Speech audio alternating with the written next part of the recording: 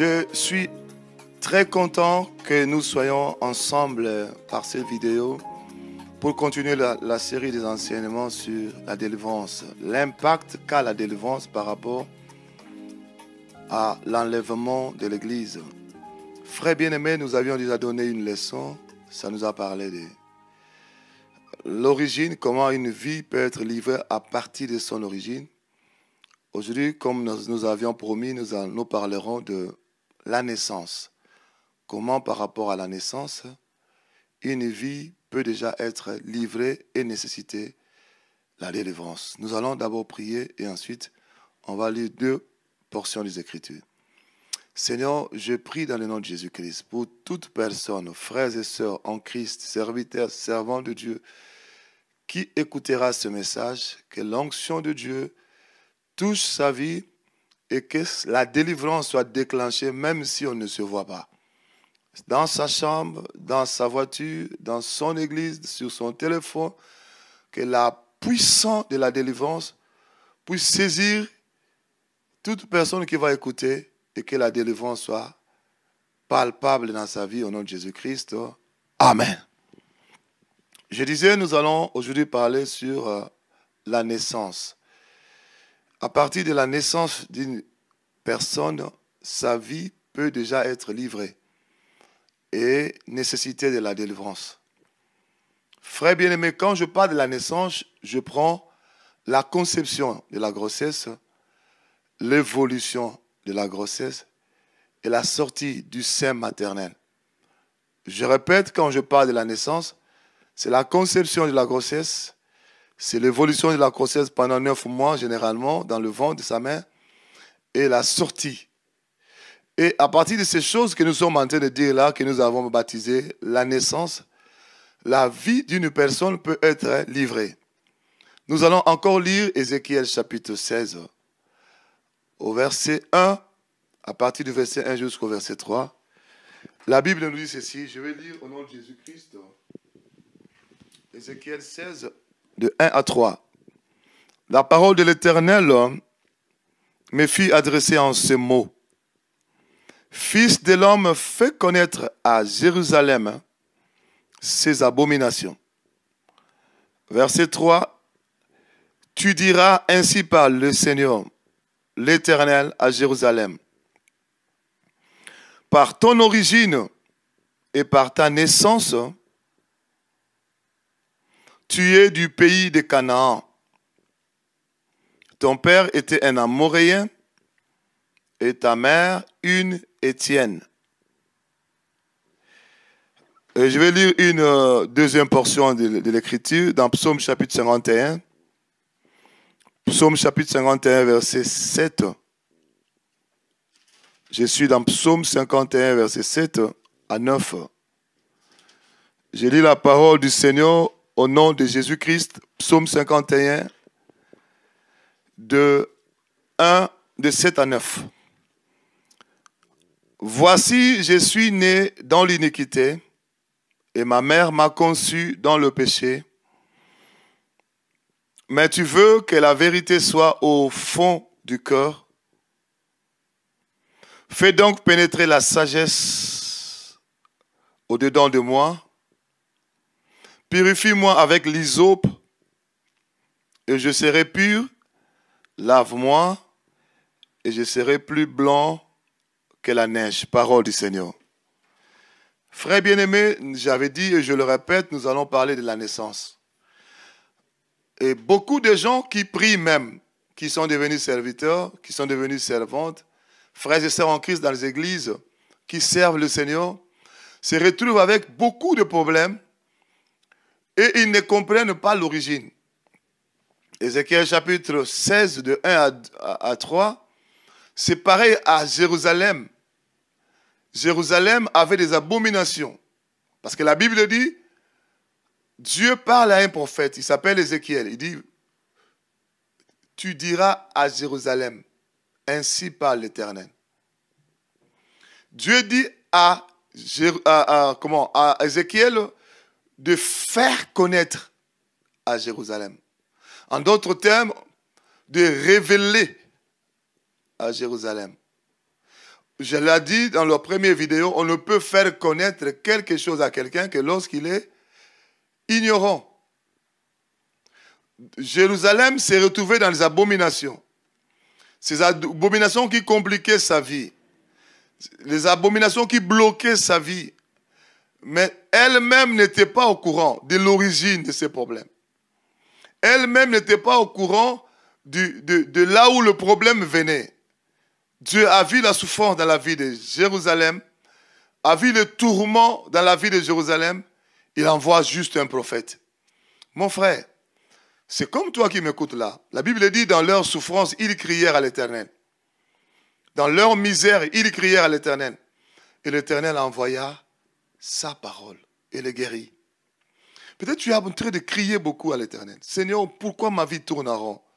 Pourquoi rien qui ne change? Et pourtant, j'ai donné ma vie à Christ. Et pourquoi je suis en train de servir le Seigneur? Je n'ai jamais été dans le péché. Je vis dans la crainte de Dieu. Mais tu remarqueras que ta vie ne fait que tourner en rond malgré tout ça. Il y a des abominations cachées que Jérusalem ne connaît pas. C'est toi, Jérusalem. C'est moi, Jérusalem. Tu ignores. Le Seigneur envoie le prophète Ézéchiel. Il lui dit, fais connaître à Jérusalem. Révèle à Jérusalem ces abominations. Et le prophète dit, par ton origine. Nous avions expliqué déjà l'origine. Et il dit aussi, et par ta naissance. Le problème ne peut pas seulement venir de l'origine, le problème vient aussi de la naissance. Voilà notre deuxième leçon, la naissance. La conception de ta grossesse. Quand tu étais encore un fœtus dans le ventre de ta mère, l'évolution de la grossesse et ta sortie. Comment tu as été conçu? Comment tu as évolué? Comment tu es sorti? C'est ça la naissance. C'est ce que nous allons parler. Et dans Psaume chapitre 51, la Bible dit, voici, 51 verset 7, voici je suis né dans l'iniquité et ma mère m'a conçu dans le péché.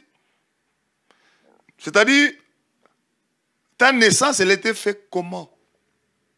Et ta conception, elle était faite comment? Ça a de l'impact. Que ne te trompe pas. Que personne ne te trompe. Ça a de l'impact. Nous avons fait beaucoup de délivrances dans ce ministère. Nous avons vu des gens, la vie détruite, la vie bloquée à partir de leur naissance. Là, je m'en vais carrément donner les points de la naissance. Le tout premier point de la naissance, c'est la naissance dans l'impudicité. Lorsque quelqu'un est né dans l'impudicité, c'est-à-dire son père et sa mère ne sont pas mariés. Il est né hors mariage. Et pourtant la Bible dit, quand Dieu a créé Adam et Ève, la Bible dit, et Dieu leur bénit et Dieu leur dit. Dieu les bénit et Dieu leur dit, soyez féconds, multipliez. Dieu ne les a pas dit d'être féconds ou de multiplier avant de recevoir la bénédiction. Dieu les bénit et Dieu leur dit, soyez féconds, multipliez. C'est-à-dire, quand la dot n'est pas faite et que tu commences à faire des enfants, quand je dis la dot n'est pas faite, je ne parle pas de tout ce que vous savez, vous connaissez là. Oh, le mariage, je ne sais pas qu'on appelle ça mariage religieux. Je n'ai pas vu ça dans la Bible. Dieu reconnaît le mariage lorsque on verse la dot. Lorsque le parent de la femme reçoit la valeur totale de l'homme. Ça, c'est le mariage. Tout ce qui reste là, on peut prier pour le mariage qui existe déjà le jour qu'on a de verser la dot. On peut aller présenter ça à la mairie. Le mariage existe déjà le jour qu'on a payé la dot. Je sais que tout le monde comprend ce que je suis en train de dire. Si la dot n'a pas été payée, c'est-à-dire que c'est l'impudicité. Et si c'est dans l'impudicité que tu es né, en réalité c'est quoi? C'est l'esprit de l'impudicité qui a inspiré mon père, qui a inspiré ma mère pour aller dans cet acte-là. Et moi-même, je suis le produit de l'inspiration du diable au travers les esprits de l'impudicité. Et ce n'est pas sans effet. Je vais vous dire, il faut vérifier ce que je suis en train de vous dire. Allez-y vérifier. là, beaucoup de gens qui sont nés dans l'impudicité, naissant dans l'impudicité, ils manifestent aussi l'impudicité dans leur vie. Naissance hors mariage, c'est-à-dire le père et la mère ne sont pas mariés. Tu vas voir la sémence de l'impudicité qui a ramené mon père à ma mère pour être ensemble, pour m'avoir comme fruit.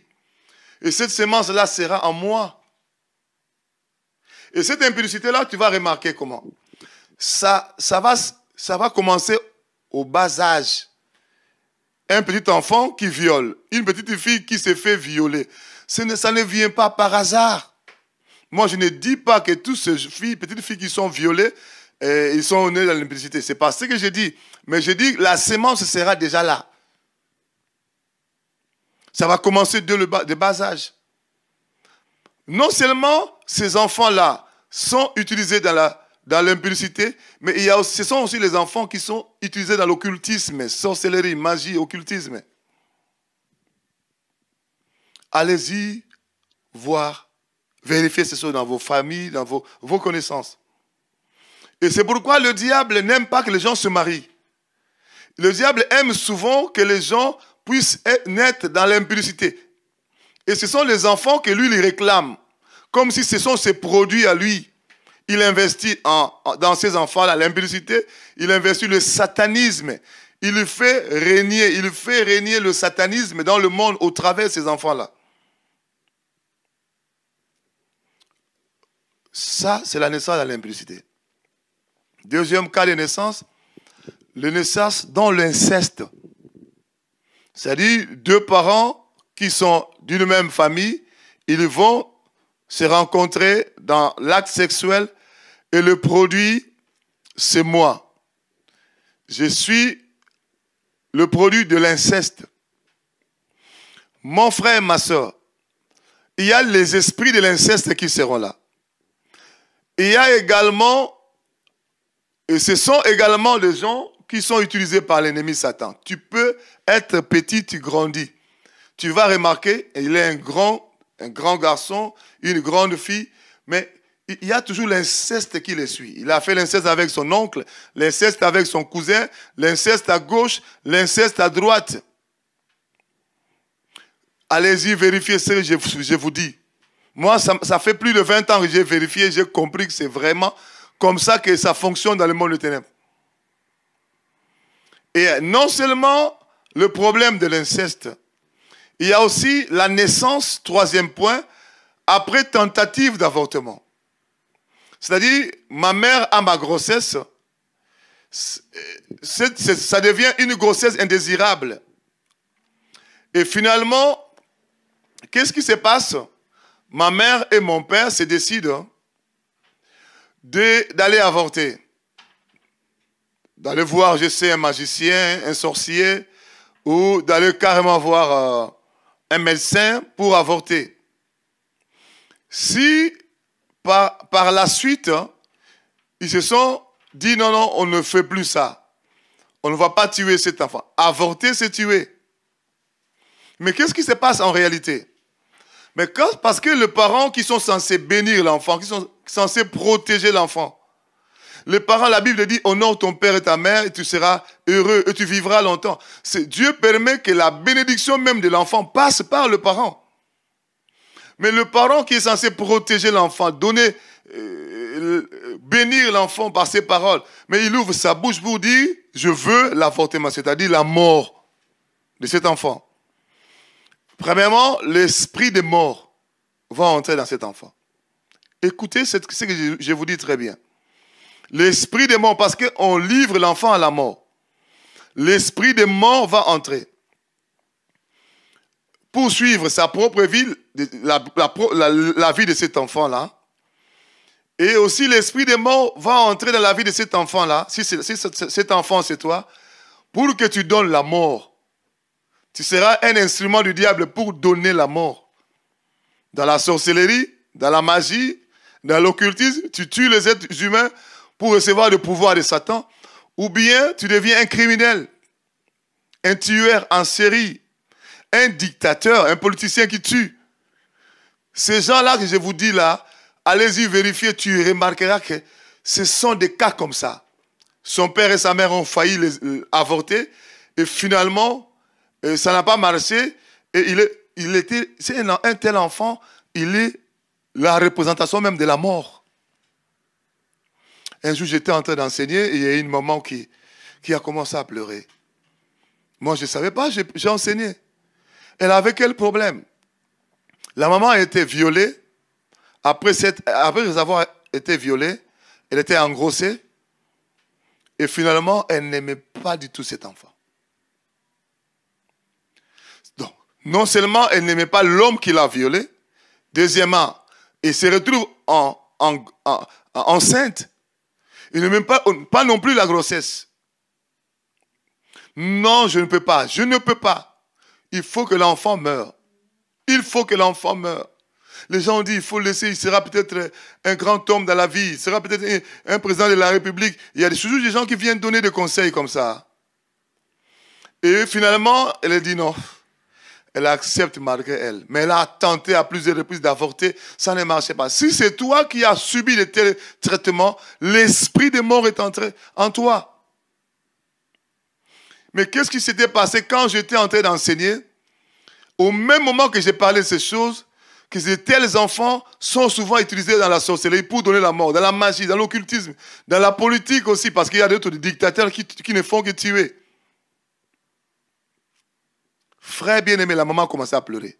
Elle a failli tomber. À la fin, elle est venue me voir, parce que ce que tu me dis, c'est là le problème de mon fils. J'ai été violé, j'ai été engrossé en même temps. Je n'ai jamais voulu enfanter cet enfant. J'ai fait plusieurs tentatives pour tuer cet enfant. Ça n'a pas marché. Mais aujourd'hui, je te parle, pasteur. Cet enfant-là est sorcier. Il a bouffé, il a sacrifié beaucoup de gens dans la sorcellerie. Elle me parlait en pleurant. Des larmes coulaient comme un fleuve. Frère, tu es né comment? Psaume 51 nous dit, je suis né dans l'iniquité, ma mère m'a conçu dans le péché. Tu as été conçu comment? Mon frère, la suite et la fin de cette maman-là, nous avons prié pour sa délivrance, également pour la délivrance de cet enfant. Et l'enfant est aujourd'hui serviteur de Dieu, il sert puissamment le Seigneur. Gloire à Jésus-Christ. Mais tu es né comment, mon frère? Naissance après tentative d'avortement. Ça te crée des problèmes. Quatrième point, c'est la naissance dans le mensonge. Ça veut dire quoi? Ma mère a la grossesse de Simon, mon véritable père, et il attribue la grossesse à Jean, un faux papa.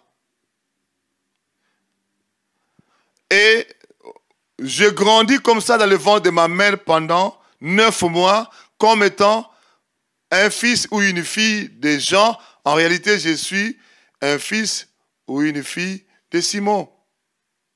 Le mensonge gère ma grossesse. Le mensonge gère ma naissance, je voulais dire. Et nous connaissons Jean chapitre 8, verset 44, nous dit, c'est le diable qui est menteur et qui est aussi père des mensonges.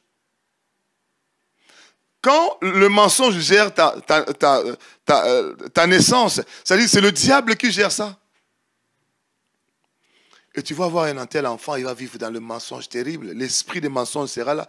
Ce sont les enfants ensuite très utilisés par Satan dans l'occultisme. Que tu deviennes en Christ bien, mais tu dois te repentir par rapport à ça. Tu dois renoncer par rapport à ça. Et tu dois chercher ta délivrance. Parce que qu'est-ce que la Bible nous dit dans Jean chapitre 3, chapitre 8 plutôt, verset 32. Jésus-Christ parlait aux gens qui avaient cru en lui. Quand on croit en Jésus-Christ, on devient enfant de Dieu, on devient fils du royaume, fille du royaume. Mais il leur dit ceci, vous connaîtrez la vérité. C'est au futur d'abord. Vous croyez en moi, mais vous connaîtrez la vérité et la vérité vous rendra libre. Il y a une vérité que tu dois connaître pour devenir réellement libre. Et cette vérité, c'est la naissance aussi. Tu es né dans le mensonge, Je vis beaucoup de cas comme ça. Naissant dans le mensonge. Et tu remarqueras les vies de ces gens-là, ça tourne en rond, toujours en rond. Je vis beaucoup de gens comme ça qui se retrouvent dans des problèmes interminables. Ça nécessite une bonne repentance, le renoncement et également une bonne délivrance. Quand je parle de la repentance, toi, la maman qui a fait, la maman qui a fait ça, tu dois repentir et restaurer cet enfant-là à son véritable père.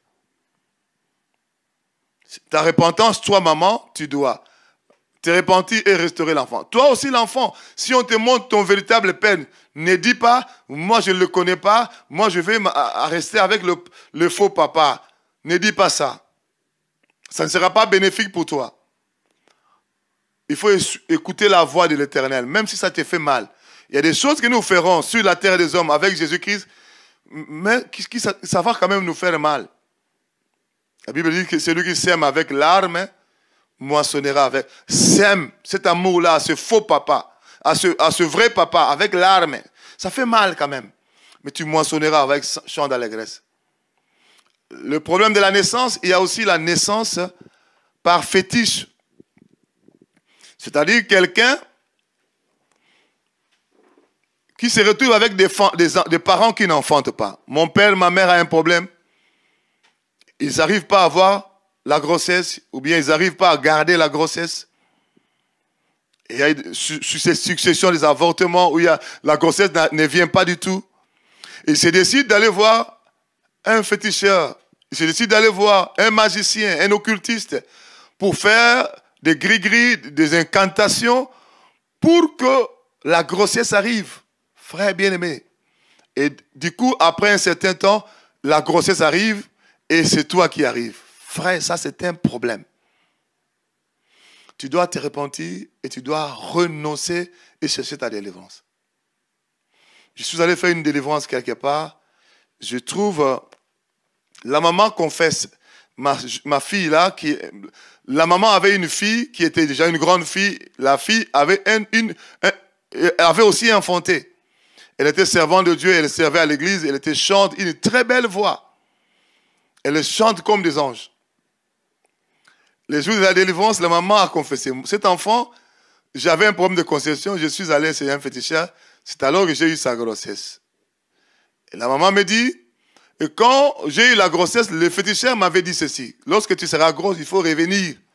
Je vais encore faire un certain nombre de cérémonies. Et la maman est revenue, le féticheur a touché la grossesse comme ça, le ventre de la maman comme ça, et puis ensuite, il a dit, tu lui donneras tel nom. Je vous ai dit, le nom, c'est une sorte de baptême. Pour dominer, on donne le nom. Frère bien-aimé, le nom que le féticheur a donné, c'est le nom que la fille gardait jusqu'à devenir chrétienne. Quand j'ai commencé à prier pour cette fille par rapport à sa naissance, j'arrive là, l'esprit se manifeste. Il me donne le nom, c'est le nom qu'on lui a donné par le féticheur. C'est carrément le nom d'un démon. Une servante de Dieu en Christ. Et le féticheur se manifeste lui-même. Ça, c'est ma fille, je ne sors pas. Je l'ai chassée au nom de Jésus-Christ. Elle est partie. Le féticheur est parti. Je commence à prier. Le démon là de ce nom-là se manifeste. Je le chasse, il sort. Frère, ta naissance par fétiche, tu auras de sérieux problèmes. Je vous donne un deuxième témoignage. Je suis allé faire une délivrance en France. Il y avait une servante de Dieu aussi. Ses parents n'enfantaient que des garçons, des garçons, des garçons, des garçons. C'est généralement l'habitude, quand on enfante que des garçons, on a puissamment envie d'avoir une fille. Et c'est comme ça qu'ils ont dit, cette fois-ci, ça sera une fille. Et puis, c'est encore un garçon qui est venu. Ils ont dit, non, si vous voulez vraiment avoir une fille, allez voir un sataniste. Ils vont faire des histoires, des cérémonies sataniques pour que vous ayez une fille. Alors, c'était un blanc, un magicien, un occultiste. Il a fait des cérémonies et exactement, le couple a reçu une grossesse et c'était une fille. Frère, une sœur en Christ. Moi, j'ai rencontré la sœur en Christ, elle était déjà dans le Seigneur. Quand vous priez, elle vous prie comme pas possible. Mais le jour de la délivrance, nous sommes allés voir d'abord ce magicien-là. Moi, je ne peux pas sortir, ça c'est ma fille. Ils sont venus la chercher chez moi. Elle est née de nouveau, elle est baptisée dans l'eau, elle est baptisée dans l'esprit. Frère bien-aimé, je vous dis des histoires vraies au nom de Jésus-Christ de Nazareth, que j'ai expérimenté pendant plus ou moins 20 ans dans mon ministère dans la délivrance. Frère, si ta vie a été cherchée chez un féticheur, cherche la délivrance. Tu remarqueras ceci, ta vie ne fera que tourner en rond. Je connais, et quand je commence à prier, cet sataniste, il se manifeste, il sort. C'est un Belge. Non, ils sont venus en Europe, ils m'ont cherché, je suis sataniste. Et puis je le chasse, il sort. Je prie maintenant, je vois un autre esprit qui se manifeste, l'esprit de sirène. C'est-à-dire, l'homme sataniste qui a donné cette... Il est allé chercher cette fille-là dans le monde des ténèbres. Non, moi je ne peux pas sortir. Je ne peux pas sortir, je dois vivre ici. Ça c'est notre... Je travaille en elle. On m'a envoyé pour travailler en elle. Il y a des choses qui se font dans ce monde. Si Dieu ne t'ouvre pas les yeux pour voir, tu vas continuer à pleurer. Et on l'a chassé, cet esprit-là. Frère, j'ai vu une femme du pasteur, d'un pasteur, je ne cite pas son nom ici, pour le respect. Le jour qu'elle va témoigner, elle va témoigner elle-même. Elle avait un problème, elle n'enfantait pas, elle ne concevait pas. Une fois, elle a reçu la grossesse, et la grossesse est arrivée à plus ou moins 4 mois, et la grossesse a disparu comme ça. Mais quand nous sommes allés dans la délivrance, nous avons trouvé que sa vie également, elle a été, soi-disant, cherchée par ses parents. Elle a été cherchée chez les féticheurs. La vie ne faisait que tourner en rond. Frère, tu as besoin de la délivrance. Mais tu peux peut-être te poser la question, comment je saurais ça? Parce que la naissance, moi, je n'étais pas là. Mes parents sont morts. La Bible dit, le Seigneur, le Dieu créateur des cieux et de la terre, il est le Père des orphelins. Pose des questions à Dieu. D'où me vient mon problème? D'où me vient... Est-ce que dans ma naissance, il y a eu quelque chose? Dieu va te révéler. Dieu peut te révéler des choses même que tes parents qui sont allés te chercher chez un féticheur ne connaissent pas. Ce qui s'est passé réellement, Dieu sait tout. Il y a un autre point pour la naissance, c'est la naissance dans la polygamie. Mon père a plusieurs femmes. Et je suis né dans cette ambiance-là de la polygamie. Et cet esprit de la polygamie va descendre sur les enfants. Un autre point dans la naissance, c'est la naissance dans la polyandrie, c'est-à-dire ma mère a plusieurs hommes. Et cet esprit de la polyandrie va descendre sur les filles qui naissent là. Un autre point de la naissance, c'est ce qu'on appelle le cordon ombilical. Mon père et ma mère sont allés ensemble dans l'acte sexuel.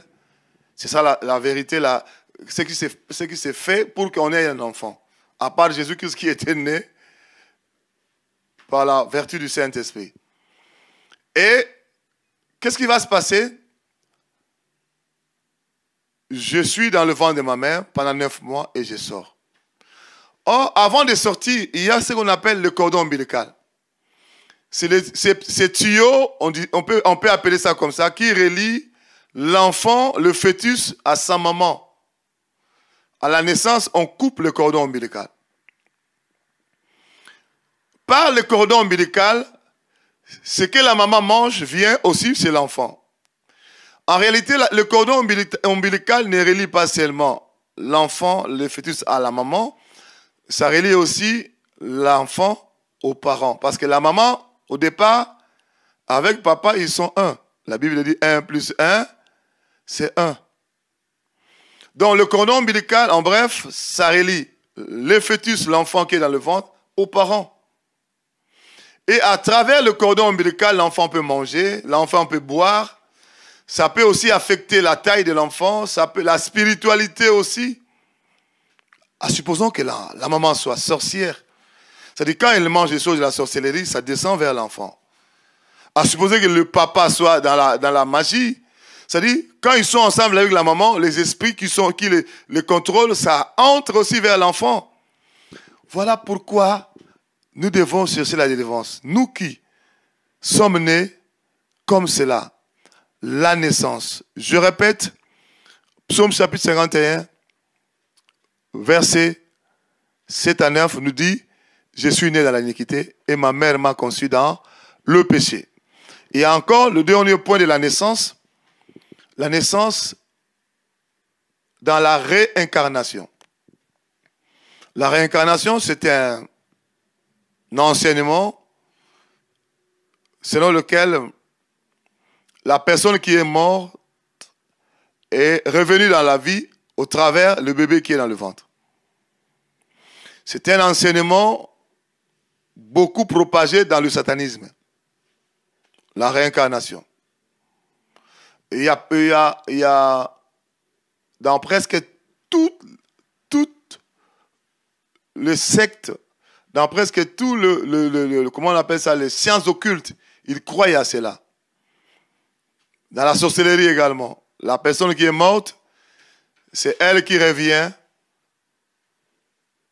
Et si tu es né comme ça, tu as des problèmes. Je vais vous dire la vérité. Je suis allé voir une sœur. Elle est née là, dans cette notion-là. Comment ça s'est passé? Son père était dans un marché pour acheter des choses pour la maison. Du coup, le papa, soi-disant, il voit la défunte grand-mère. C'est ce qu'il le papa a dit dans sa famille. Il a vu de loin la défunte grand-mère du dos. Elle était en train de partir et le papa a suivi sa mère, qui était grand-mère de la sœur, et apparemment, elle était disparue, selon le dire de ce papa-là. Elle est revenue dans la famille dire, non, j'ai vu ma mère. J'ai vu ma mère dans le marché. Non, c'est quoi? Comment je peux voir ma mère qui est déjà décédée? Ils se sont dit, non, nous devons aller voir un féticheur. Et le féticheur en question, au lieu d'aller voir même un pasteur ou un serviteur de Dieu, ils sont allés voir un féticheur serviteur de Satan. Il a dit, si tu as vu ta mère dans le marché, ça veut dire que ta mère est revenue dans le ventre de ta mère, de ta femme plutôt.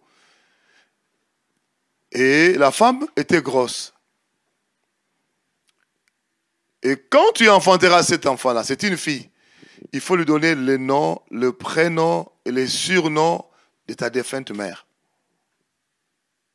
Et c'est comme cela que cette sœur en Christ a reçu le nom de sa défunte maman, de sa défunte grand-mère. Et je vais vous dire des choses qui s'est passées dans sa vie. Le matin, la maladie dans le ventre, le soir dans le dos, quelque chose qui bougeait dans son pied, dans sa tête, et elle voyait des choses, des miracles sataniques. Rien ne marchait. Elle est prise avec jeûne, ça ne marche pas. Elle rajoute le parler en langue, ça ne marche pas. Elle rajoute l'éveiller, ça ne marche pas. Elle est prise en prière, poitrine contre terre, ça ne marche pas. Mon frère, le problème c'est qu'il fallait la délivrance. Se repentir, renoncer à toutes ces choses, toutes ces alliances qui ont été faites, tout ce qui a été fait, tout système satanique établi par le diable, en complicité avec le féticheur, avec les sorciers de sa famille pour investir en elle, tout cela, c'est un investissement du diable dans la vie d'une personne. Et après sa délivrance, Dieu l'a fait grâce, elle est devenue ce que Dieu voulait. Mon frère, par ta naissance, tu peux aussi avoir des problèmes. Si tu es concerné par cet enseignement, la solution, il faut entrer dans une profonde prière de repentance, dans une profonde période de repentance. Tu dois renoncer à ces choses et chercher ta délivrance. Si tu as un serviteur de Jésus-Christ réel qui travaille dans ton coin, dans la délivrance, cherche-lui pour qu'il prie. Tu n'as personne, appelle-nous, nous avons une équipe, nous allons t'aider dans cela. Les coordonnées sont là. les numéros de téléphone et tout. Appelez-nous et nous vous aiderons dans ce sens-là. Et la délivrance accordée par Jésus-Christ à la croix viendra dans ta vie. Nous allons prier pendant quelques moments. Seigneur, je prie pour toute personne qui a écouté ce message. Que la puissance de Dieu commence déjà à agir. Arrache sa vie de toutes sortes de captivités dues à sa naissance. Et cela au nom puissant de Jésus-Christ. Que le Saint-Esprit glorifie Jésus-Christ dans la vie de mon frère, ma soeur, de ta servante, de ton serviteur qui nous suit. Et cela dans le nom de Jésus-Christ de Nazareth. Et j'ai ainsi prié et j'ai dit Amen. Soyez bénis.